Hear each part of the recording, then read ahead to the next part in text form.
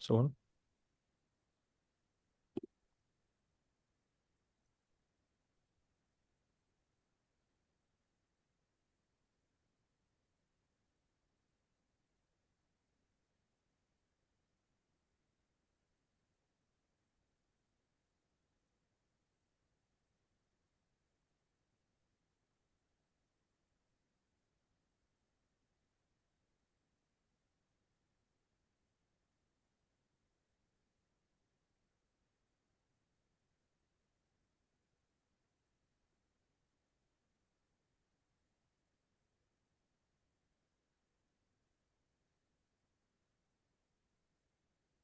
See, we have participants joining. Hi, everyone. Hello, everyone. Happy December 20th. We're almost there.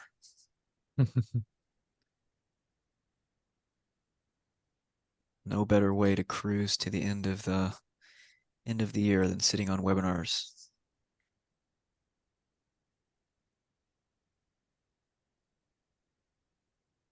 I think I need to register for a few more, actually. Need to fill my whole calendar up until December 24th with peer webinars. It's a good strategy to end up the year. So let's give people 1 more minute and then we can kick it off, I think.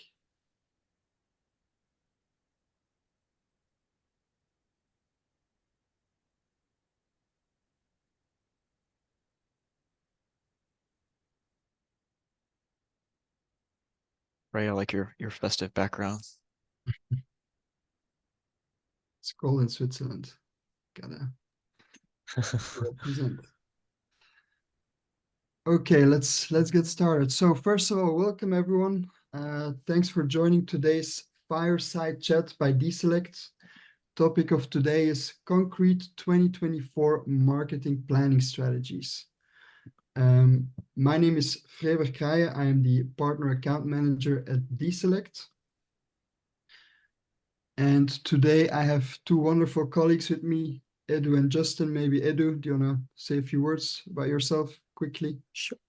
Sure. I'm Edu, head of customer success here in DESelect. I'm very happy to be in this session with you guys. Justin. Yeah, definitely Justin Plapper, head of marketing for DESelect. Also filling in for Anthony Lamar, our CEO, who got sick at the last minute. So hope everybody's staying healthy during the holidays and excited for the webinar. Okay, and so let's start with a quick question to the audience. We're interested also to know, aside from holiday plans, what is your team's biggest priority as 2023 comes to an end, 2024 starts, everyone is busy making plans or finalizing plans. So we're going to launch a quick poll that you should see on the screen in just a second. Relaunching it now. And you should be able to vote now. If that is not possible, yeah, I see people voting. So a few more people. Yes, great. Keep Edu, going. from the clients that you've spoken with, have you heard any of these pop up more than the others?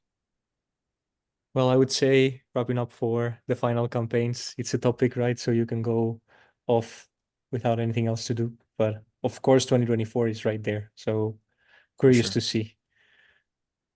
So I see a lot of people planning their strategy for next year. Also quite a few people wrapping up the final campaigns. Not too many people prepping for major changes, but we do have some people. Gonna end this one. Thanks for voting, everyone. Let's get started with the first question. So first, we're going to have some questions looking back at 2023. And the first question to my fellow colleagues, what are some of the deep dive analytics you would look for to find strategy altering insights? Edu, you want to kick it off?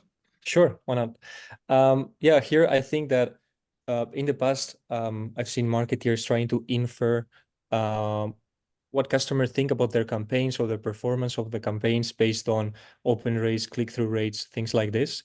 But something I find very useful, and we've seen some customers doing during this year, and I think it's something that it's a very interesting approach, is going out there and ask your customers what do they think about the campaigns you're sending. So for example, we have some customers that are adding an NPS survey at the end of every single email to try to collect this feedback. And as soon as a customer answers, they are redirected to a landing page where they can elaborate a bit more. So that way you can not only infer, okay, based on the CTR, based on the open rate, how good is my content, but you can get that feedback right away from the customer. And actually what these customers have seen is a turnaround, because, you know, it feels like you're listening to your customer. You can get less unsubscribes, because instead of just rage unsubscribe, you can just answer to the survey and see if that changes anything. So yeah, I found that very, very interesting. Love a Great. good rage unsubscribe. That's definitely a key metric for us to look at too. I think for me, if I'm looking towards how am I going to plan my strategy for 2024, a lot of what we looked through when we just went through this exercise at DESelect, planning our own marketing strategy, was, you know, capital efficiency metrics. So it's great that I'm getting the results I want, but how capital efficient was I? Is the spend, is the cost per conversion where it needs to be, and where can that be optimized? What about the speed of execution? Again, maybe your results are what you want, but you didn't get them as quickly as you wanted, and you need it to be faster in 2024. You know, we're all being asked to do more with less in 2024. So looking at where did my channels not execute as quickly as I wanted? So the speed to lead, speed to conversion, whether you're on the B2C or the B2B side, both of those apply. And then also just looking for any tech slowdowns. So across my marketing team, across marketing ops, where is it that technology and processes itself are the things that are slowing us down? So do we have something where we have a system in place that isn't doing what it needs to do? And so that's actually something that's going to alter my strategy for 2024, because the data that I was collecting, or the amount of time it took me to get the data to my team so they could actually act on it, was too slow. So I think those are three of the top ones for me. You mentioned doing more with less. I think we all see, or at least I've noticed it myself, you know, you buy a product, you subscribe to some sort of content platform, and you get really bombarded with content. A lot of marketing teams, you know, they're focusing on the quantity of content going out, whereas some brands are starting to put saturation, marketing fatigue really at the top of their minds. And that's for really two reasons. First of all, unsubscribes are very costly. You know, once a person unsubscribes, it's very hard to ever get them back. So all the customer acquisition costs that you spend to gain or attract this customer is just lost as soon as they hit that point of oversaturation. And then at the same time, you know, brand perception, you know, can really damage the brand perception of context, that they really get frustrated with the amount of messages they receive from your brand. So I would add that on top of, you know, high volume, you also need to really look at the evolution of your click-through rate, your open rate, along with, of course, your unsubscribe rate. So just definitely something to watch out for. By the way, if anyone has some comments, some questions, feel free to drop them in the chat. We're regularly keeping an eye out for that. But otherwise, let's move on to the next question.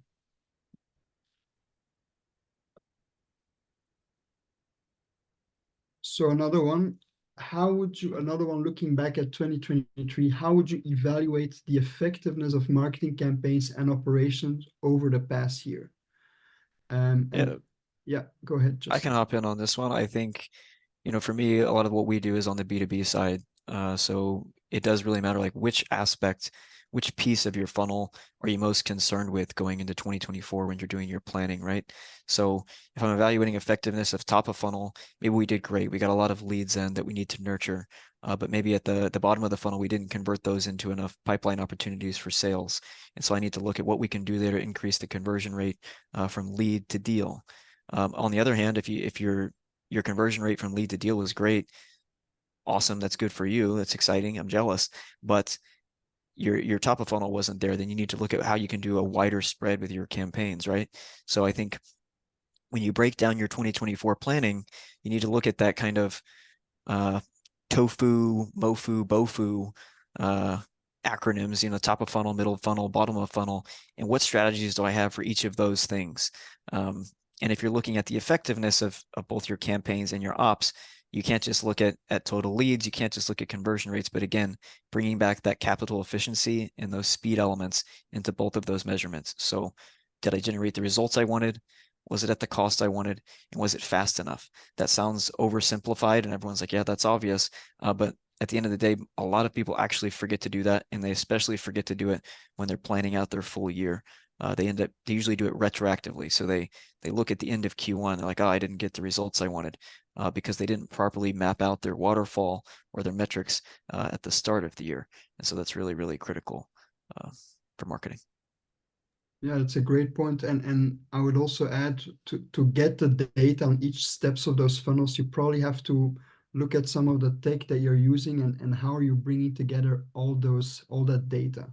In Marketing Cloud, there is some data available. It's how would I say, email open rates, some click-through rates, maybe some journey engagement data. But at the same time, if you mentioned reach and how do I increase my reach, then you're looking at platforms outside of Marketing Cloud. So how do you bring together all that data across different platforms? In Marketing Cloud, there's Marketing Cloud Intelligence that you can use to really connect data from all different sources, Facebook Campaign Manager, Google Analytics, things like that, and really be able to close the loop in terms of, how do my leads find me? How do they engage with me? But then all the way link it to how do they, what do they purchase? What is their lifetime value? And really make sure that you get a view of that entire funnel. Yeah, I think that's a super good point because like you said, sometimes it's not even the campaign that's wrong. Maybe you nailed the campaign messaging, you nailed the campaign targeting, but there's just something with your ops or with your tech that's not right. So my team, I was super proud of them this year. We increased demo requests 50%. That's huge in B2B. So super excited for them. But what we did notice when we looked at our tech stack and how we were executing things is that one very basic mistake we made is that we were using individual forms for every new piece of content we put out or a new landing page we were doing. We're using unique forms because some people thought that would be easier for tracking. But what happened was that actually caused a lot of inefficiencies on the ops side because we had to set up tracking each time for each form. We had to reconnect it to the right proper workflows. And so once we made the switch to global forms, which have been around for a decade, and we moved over to that, it created a ton of efficiency for the team, which then allowed us to increase demos and leads in the back half of the year as well. And so I think that same logic applies on the B2C side too. But Edu, curious to see what you've seen from clients on this specifically.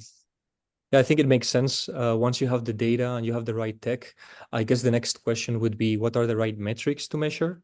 And here specifically about email marketing, knowing that email is probably the most common channel you engage with your customers, I think it's time to start looking for alternatives to open rate. We know that for some years now, Apple introduced the mail protection protocol that makes open rate less reliable because there are some emails that are open automatically, even if the customer didn't open it, or at least that's what is coming back to Salesforce and other providers. So I think it would be a good moment now the year is finishing to start looking at other metrics that could be interesting. Frey mentioned before, click-through rate, unsubscribe rate, that's interesting. Something else you could measure is if your list is growing over time, if you're getting more subscribes than unsubscribes. So yeah, really have an alternative ready because we've heard rumors this year about other platforms applying the same thing that Apple is doing, like Google or Microsoft. So yeah, maybe 2024 is the year where we have to say goodbye to open rates and start working with something else. Thanks, Edu. Okay, I think in terms of looking back 2023, those were the topics for today. If there's any comments, any questions, feel free to drop them in the chat. Now looking at for next year, some of the strategies. And the first topic we're going to address is finding new segments. How can marketeers take advantage of emerging market trends to create new, more personalized audiences? I think here it's important to, I know it's it's obvious, but know your audience and understand where they are. So for example, now we're seeing that millennials are becoming householders and decision makers in companies and B2C companies around the world. So I think it's important to adapt the message to this generation. We know that they're more in social media, so maybe it's time to review what you're doing in social media. What are you doing in TikTok, in Instagram, where factors like virality are more important than before with email and SMS. So really trying to adapt to your customer and what's important for them and how they talk and communicate. Yep, I think that's dead on. For me, it's like there's a couple key themes, right? So privacy regulations are increasing, things like cookies are going away. So, next year in January, Google's switching the defaults for cookies, where it's going to make it even harder. There's going to be even more holes in your data. It was already hard enough moving from Universal Analytics to GA4 because they chose to use a different data model. So now none of us can compare historical data as easily as before, which is awesome. But now it's going to get even more difficult without cookies, and with the fragmentation of all the different marketing channels. Like you said, the audience is starting to skew younger. So millennials are now becoming a lot of the buyers, especially on the B2B side and B2C side as well. And so you have to say, okay, how am I changing my messaging? That's always a thing, but also how am I changing the channels themselves? B2C has been leveraging Instagram, TikTok, Spotify forever, but on the B2B side, we've been slower to adopt that. So getting into Spotify and TikTok for B2B has been new, and has been a challenge for us to make sure we get the messaging right, because people don't just want to hear about SaaS platforms and software all the time when they're on TikTok. And so I think a big part of that, if you're looking at privacy regulations getting harder, ages getting younger, and channels getting fragmented, you have to make sure that you have a first-party data strategy in place, right? So that means, how are you directly collecting data from your audience that you can use for segmentation and personalization? Because your ability to rely on third parties and other sources to do all that, like we could in the past, in the good old days, 10 years ago, where you could just get a mountain of data on anyone and just hyper personalize the campaign, you can't do that anymore. You have to really connect with them directly and then use the information that they're willing to share with you to personalize the campaigns. So I think marketers who are planning for 2024, who don't have a good system in place yet for collecting first party data, is something that they should really put on their agenda to talk through as a team. I think there, Justin, we recently started using other channels. I mean, DESelect as a brand as well, like Instagram and TikTok, and also using other ways of sending messages like memes. So I don't know if you can speak about what was the change and how is it looking? Yeah, I think we've seen great engagement so far. I mean, it's still early for us, but just switching to a more human approach, more humorous approach too. Just leveraging memes, leveraging a lot more video. Those are themes that have been around a long time in marketing. That's not anything new, but it's just making sure that we're in the channels where our audience is, which again, all marketers will roll their eyes at that. But I think that's getting harder to do in 2024 and the end of 2023, is just making sure that you're in all of these different channels that your audience is. And then across all those channels, do you have a way to collect first party data? So running surveys, running engagements, running contests that offer people the chance to share their interests and preferences with you in exchange for something else. Yeah, I like what you said, Justin, about so it's the channels, but also it's the content, that which ties into the general trend of more conversational marketing. Memes is, of course, for example, a way to connect in a conversational way almost with the younger audience. There's other channels that also are recently been enabled in Marketing Cloud, like WhatsApp messaging for B2B customers. So there's more and more this realization that even though you operate B2B, the decision maker at companies are also actually, in a way, consumers of your content, of the channels that you offer. So, humanizing and making it more conversational is definitely the way to go forward, and getting that engagement, and then, of course, collecting that first party data. Yeah, definitely. All right, next question. How do you stay ahead of changing consumer behavior and update audiences accordingly? This is a great one. This one's tough. I mean, staying ahead of consumer behavior and that is changing is inherently difficult. So for us, we do try to engage our audiences with different surveys, We're always doing in-app, Pindo triggers to collect user feedback and then try to apply that to our prospects or customers that we're trying to acquire. So I think just having more touch points with your customers that aren't necessarily always buying touch points. So maybe you host more, on the B2B side, you might have more CAB meetings where you're collecting all the customers just to get their feedback and provide a lot of value to them. On the B2C side, maybe you're running a contest for them in exchange for their feedback, and then you're using that to inform your next campaign strategy. So I think just talking to your customers more, but doing that in a way that you collect the data, pipe it into your CRM or pipe it into your different analytics platforms, is really important. Yeah, I really like what you said about having more touch points than just buying touch points. And I think the key here is to also make sure you can use all those touch points to influence your strategy. So for example, we've seen some companies this year leveraging the clicks on different content pieces to try to understand what the customer is interested in. For example, if you're selling cars and motorbikes and you see someone that is constantly clicking on car content, okay, you can start sending more car content to that person.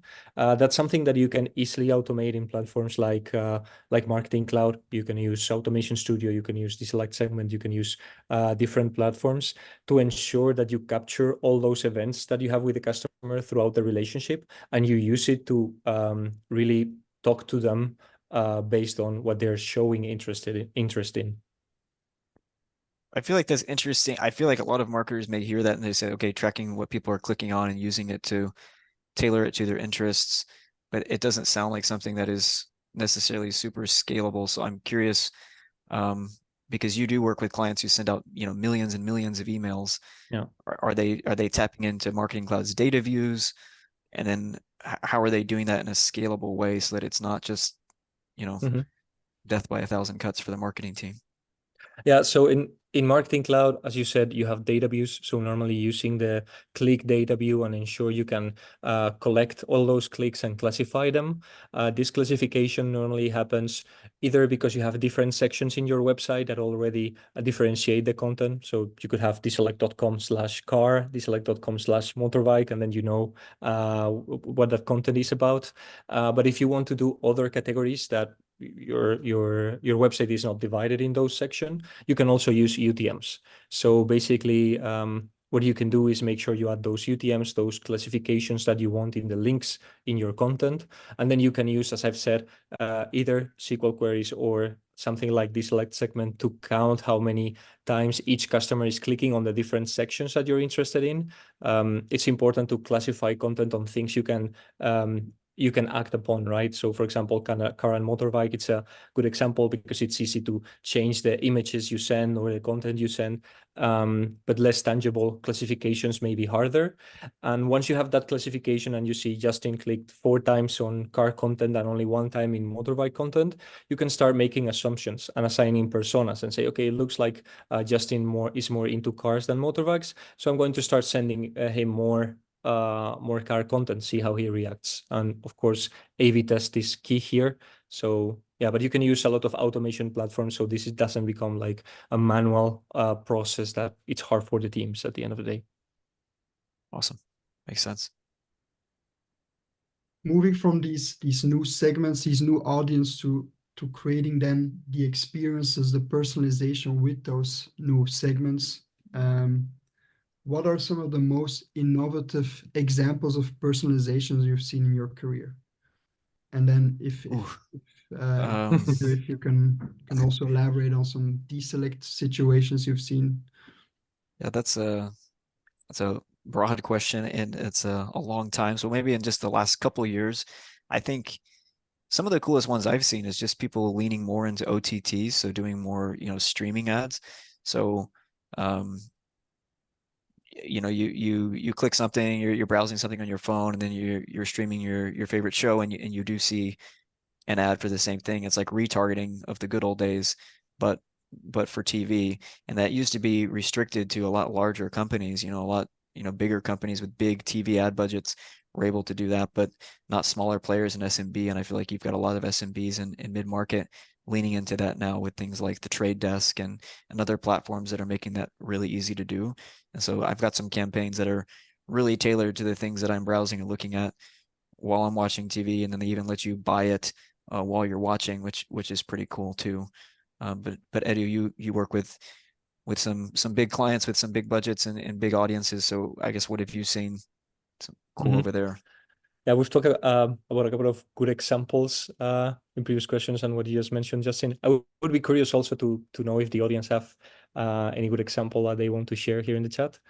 I would say whenever this question, the first example that came to mind was personalization based on the behavior of the customer. Again, so I talk a lot about that, but I think it's very powerful to have triggers or have communications that are sent after the customer does something. So I have an example from a consumer perspective. So I recently bought a video game for PlayStation, and as soon as I did that, I received an email from PlayStation talking about the game. But it didn't stop there, because then as I was playing, I started receiving emails about what was left in the game. So trying to get me excited about what was coming. So again, it's trying to use every single data point you have about your customer and what they're doing to personalize their experience. And it really feels like they're talking to you, and they know where you are, and they know, hey, you might want to continue because something like this is happening, or things like that.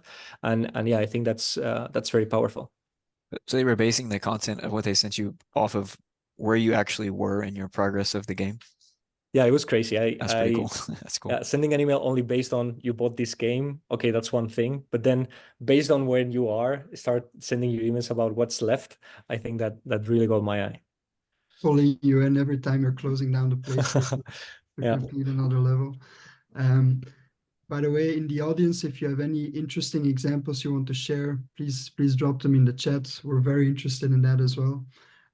Some of the most interesting examples, and because Justin, you mentioned OTT, I think Amazon Prime streamed the first ever Friday football game in the US, where they used they piloted actually their targeted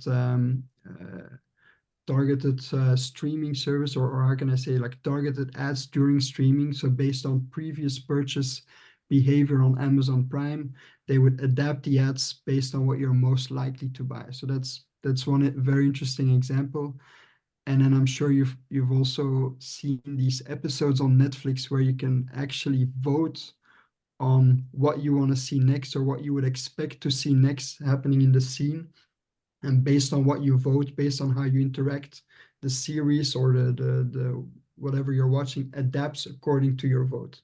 So that's really next level content personalization based on engagement.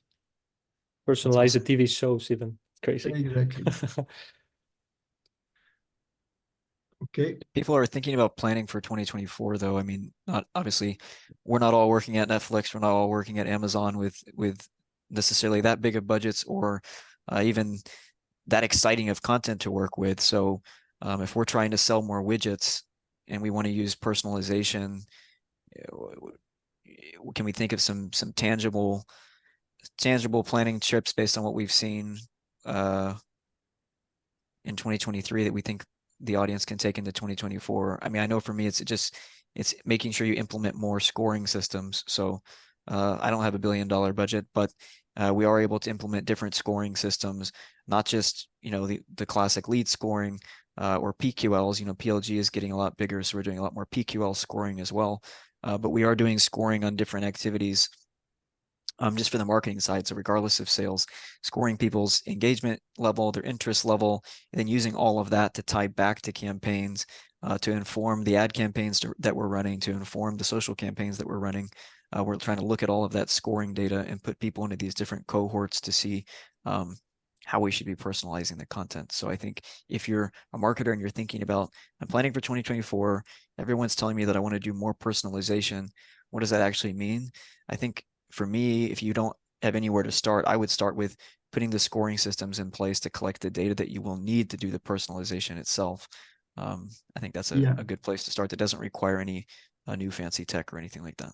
That's a great point. And I think also looking beyond like the metrics that maybe you've used in the past, like open rate, we've talked about click-through rate, even, purchase data, but also looking at how do people really interact. If you have a mobile app in your company, you know, how do they interact with the app? What are some of the actions they're taking? If you don't have an app, even your website, there's a lot of steps that consumers or users or visitors are taking before the purchase that you can use to get some sort of score, get some sort of sense of, you know, how engaged are they with my brand, with my company, with my service, with my product, and try to leverage that to, you know, guide the consumer, the user to that, you know, ultimate action that you're aiming for. Definitely. Next question. How do marketeers strike a balance between resonant messaging and a respect for customer privacy? Interesting topic. Yeah, this is a hard one.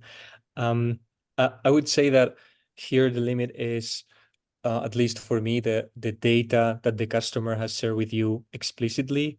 So, or that can be inferred on your relationship with them. So here, bad examples would be things where you receive an email from a company and you think, how do they know I've done this? Or how do they know I'm in this stage? So I think trying to avoid that and being as transparent as possible and as clear as possible of why you send certain emails if they're based on behavior, because I think that can really help the customer understand, hey, we're using this data to send you this other data because you've done this. I'm sending you this other piece of content to ensure they understand what you're trying, basically. Yep, I agree. I don't have a lot to add on that one. I think just if you haven't already, by the end of 2023, make sure you're covering all your bases for GDPR, getting all your opt-ins, making sure people are consenting to what you're doing. We all do that for the most part by default. But then, like Edu said, just don't creep people out. So people you don't want your customers to think you're weird. So I think it's pretty straightforward. Give them the information, give them personalization based on information they know they've provided to you. So it kind of ties back to that first party data strategy. Great. Let's go to the next one. Adopting AI in 2024. Big topic, of course, both within the Salesforce ecosystem and way beyond. I think every company, if you haven't already, it's going to be on the table pretty soon. How do teams stay on top of change management as they adopt AI solutions to complement marketing operations? Yeah, this is a great one. We just actually put out a new trends report. We surveyed, hundreds of marketers to get their opinions on how they're tackling this next year. I think we have a link to it at the end of the presentation. But what was interesting was that, over, I think like 54% of them are actually concerned with AI making their processes more inefficient.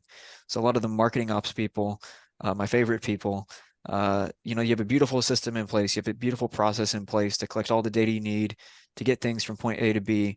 And then your boss comes to you and you're like, have you run it through ChatGPT, or have you applied AI to this? And a lot of times you feel like they're not even really sure what they're asking you when they say that. And then you're tasked as a marketing ops person with integrating AI into your system, your beautiful system that was working perfectly. And a lot of times, things are going to move slower before they move faster. But also in the report, we did see a lot of excitement and a lot of value being gained from the different areas that people are applying AI, which some of them were pretty unique and interesting. So I think just making sure that you get your team on the same page before you purchase your solutions is the biggest thing you have to make sure. So do you have a strategy in your plan? If you're looking at your budget for how you're breaking down your tech stack and allocating your resources, do you have a timeline in place for each of those resources to actually debate the change management before purchasing the tool? Too many people purchase their tools and then they go through the change management process of making sure that everything is aligned and works and people know what they want. And then you end up with tools that half your organization doesn't even want to use. So I think you have to make sure you factor into your budget a timeline for discussing change management prior to purchase. I think if there's one topic from my experience in implementation of Salesforce software, like change management is always underestimated, overlooked, and at the end, it's one of the most key critical success factors of how well is a new solution adopted. So I completely agree with that, Justin. Thanks for sharing. Yeah, I guess that what adds to the problem is that all the AI solutions we've seen this year that are appearing every single day, they are super fancy, right? And super appealing. And I'm sure we've all seen these articles aggregating, look at these 100 websites of AI solutions that can make your life easier. So I think, yeah, what Justin was saying really resonates with me. So I think we need to make sure AI is serving human intelligence, which means we shouldn't put AI by default. We should only do it if we have a problem that we think AI can solve. So as with any other tech product out there that you're considering buying, first make sure that you know what's the problem you are trying to solve with that AI solution, to ensure that going through the change management process is worth the cost that is definitely going to take. And staying on this topic, let's ask a question to the audience. What is the most, or which is the most important factor when calculating the ROI of a new technology, a new solution that you're considering adopting? I'm gonna open the poll for voting. So please go ahead. Tough one. This is a good one. What do you think? I feel like, yeah, I feel like a lot of times on the marketing side, it's always the revenue increase, right? Like if you want this new piece of tech, how are you going to sell more widgets with it? It's hard to always do the cost reduction case because you're having to pay for the tool. So sometimes what you're paying for the tool is offsetting whatever cost reduction you're getting from it. Or it has to be some huge efficiency improvement. I like the last one as well, the adoption longevity of the solution. Like, do you see you using the tool for a long period of time? Especially, you know, there's some industries, some teams that are more eager to adopt and constantly experiment with new technology. And there's definitely places or teams that, you know, the more you try and maybe not fail, or you don't use it for the long term, the more tired people get from these experiments of trying to adopt new technology, which can then, of course, impact the very useful technology that you in the end find and want to adopt within your team. Yep. I feel like we see that a lot with Marketing Cloud users specifically. There's so much that the platform can do that they don't realize exactly what they're getting into, and then they realize there's a lot that they don't know. Yeah, correct. So I see the voting has slowed down. So at the moment we see a big majority on revenue increase. So that's clearly the biggest factor for this audience. And then there are some votes as well for time to value. So, oh, and just another one came in, cost reduction as well. Revenue increase, still big winner. Thanks for voting, everyone. Staying on topic of the AI, how do you make your business case to adopt new AI if it isn't connected to cost reduction or revenue increases? I think you're going to have a pretty hard time trying to convince people to buy a solution if you can't point to a cost reduction or a revenue increase. Because otherwise, like, what are you doing? Maybe it's making you happier, I guess, maybe some sort of satisfaction, but all of that should still tie to an overall revenue increase or cost reduction. If the software makes your life easier, makes you happier, makes you work better, makes you more effective, you're ultimately still generating more revenue, or you're not quitting, which is a cost reduction for the company. You don't have to deal with retraining and rehiring new people because you keep your team happy. So I think if you're making the business case, you're doing your planning for 2024, you're planning out what things you want to add to your tech stack. Everyone in the poll just said revenue generation was most important. So I think you have to have that of, you know, we just went through a revenue modeling situation on our side where, you know, you're factoring out revenue generation for every month of the year. And you're showing how that ebbs and flows based on seasonality and based on different campaigns that you're running. So you have to be able to show that if I add these pieces to my tech stack, if I add AI in, then if I'm looking at that column by column view month over month of revenue generated each month, be able to show your leadership, this is where you're going to start to see gains. It's not going to be all at once. It's not going to be the first month that you buy the tool, but over time throughout the year, maybe I was generating, you know, X amount of widget conversions in February, and by September, I've increased that by, you know, 30% because of a gradual increase of adopting that new tech. So I think you have to be able to bake that into your revenue plan view to make that worthwhile. And I think in this case, revenue increase, you can probably also look at it wider. Like imagine an AI solution that perfectly airbrushes your photo content, for example. It might not immediately lead to a revenue increase, but just perceived brand value, brand equity in a way is also, of course, revenue increase, even though it might not result into more purchases in the relative short term as well. Mhm. Yeah, I agree with what you're saying, but I would also say that marketeers and companies need to be careful about AI, and maybe making a business case shouldn't be a stopper to try it out and understand how it works.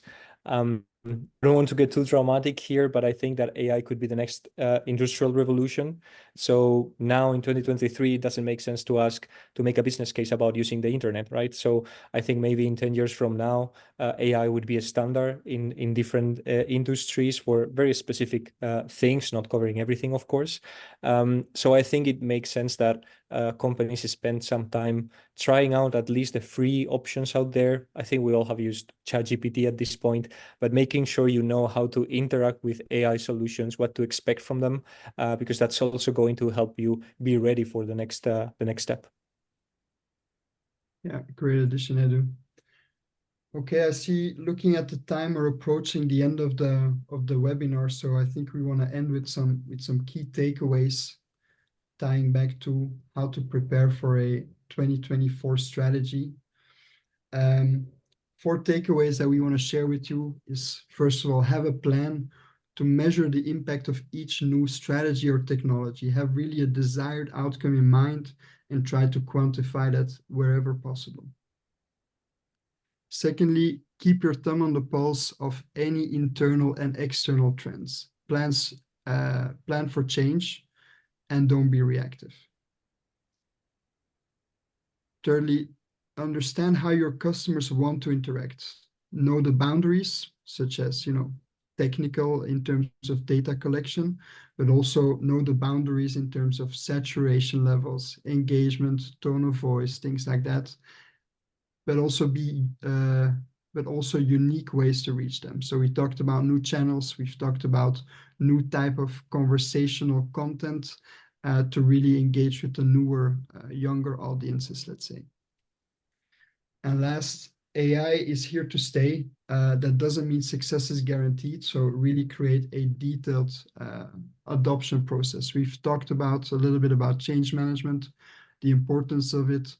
We really cannot stress this enough, that if you are considering any addition to your tech stack, even whether it's AI or anything else, involving the team as early on, getting them ready, both on a training side as being ready personally or being ready to adopt this new technology, being open to this technology, having them see the value in it early on in the process is absolutely key for any adoption of a new system. Justin, you mentioned the trends report. We do have a slide if anyone wants to take a look at it. Do you mind sharing some? Yeah, and we'll definitely share it with everybody who attended the webinar as well. But it's 60 pages worth of data that you can use to get yourself all the way to the holidays. So you can just open that up, tell your boss you have an important thing to do. You'll soak up a ton of insights, a ton of learnings that you can apply to your planning strategy for next year. There's a lot of great data in there. So excited for everybody to see it.